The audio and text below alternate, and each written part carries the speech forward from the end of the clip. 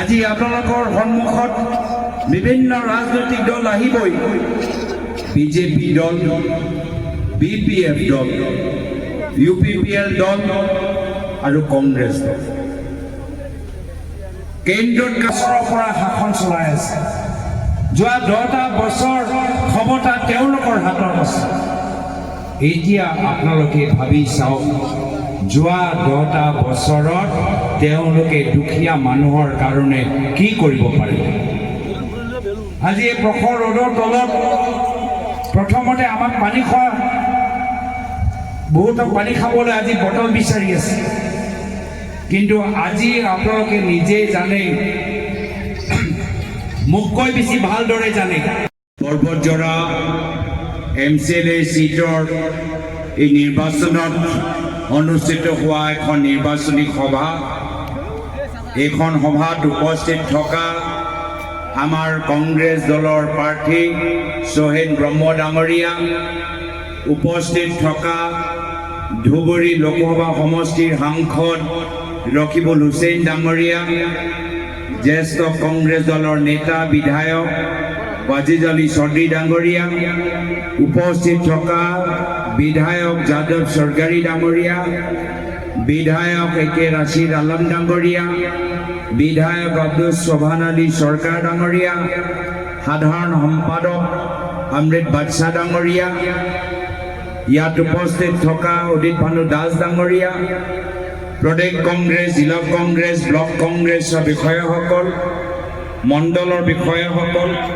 NSY যুৱ Congress, young brigade সেৱা দলৰ বিষয়াসকল, সাংবাদিক বন্ধুসকল আৰু ইয়াত উপস্থিত থকা শ্ৰদ্ধেয় ৰাইজ, মই প্ৰথমে আজি এইখন সভা আয়োজন কৰাৰ বাবে মই কোকৰাঝাৰ জিলা কংগ্ৰেছ, পৰ্বতজৰা কংগ্ৰেছ আৰু প্ৰদেশ কংগ্ৰেছৰ বিষয়াসকলক মোৰ ফালৰ পৰা আন্তৰিক মৰম আৰু শুভেচ্ছা আৰু কৃতজ্ঞতা জ্ঞাপন কৰিছোঁ।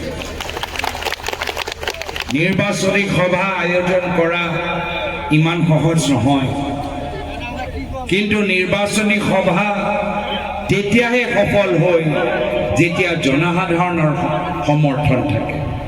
আৰু সেইকাৰণে এই প্ৰখৰ ৰ'দৰ তলত আপোনালোকে ইমান যে ধৈৰ্য সহকাৰে আমাৰ কথাখিনি যে শুনি আছে, মই আটাইতকৈ বেছি শ্ৰদ্ধা ইয়াত উপস্থিত থকা ৰাইজৰ প্ৰতি মই জ্ঞাপন কৰিছোঁ। বৰ্তমান সময়ত ভাদ মাহ, অলপ দিনৰ পিছত কৰম পূজা, আগন্তুক মাহত দুৰ্গা পূজা, কালী পূজা। এই পবিত্ৰ সময়ত মই সকলোৰ ঘৰৰ মংগলৰ কামনা কৰিছোঁ আৰু সকলোকে অনুৰোধ জনাইছোঁ যে এই নিৰ্বাচনী সময় যথেষ্ট গুৰুত্বপূৰ্ণ। এটা ভোট বহুত মূল্যৱান। এটা ভোট ব্যৰ্থ যে নহয়, তাৰ বাবে আপোনালোকৰ মাজত আমি কিছু কথা পাতিবলৈ আহিছোঁ।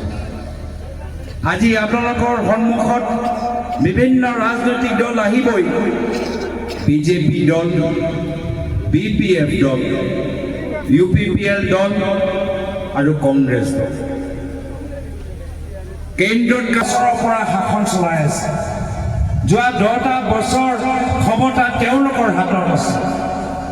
এতিয়া আপোনালোকে ভাবি চাওক, যোৱা 10টা বছৰত তেওঁলোকে দুখীয়া মানুহৰ কাৰণে কি কৰিব পাৰিব। আজি এই প্ৰখৰ ৰ'দৰ তলত প্ৰথমতে আমাক পানী খোৱা, বহুতক পানী খাবলৈ আজি বটল বিচাৰি আছে। কিন্তু আজি আপোনালোকে নিজেই জানে, মোতকৈ বেছি ভালদৰে জানে।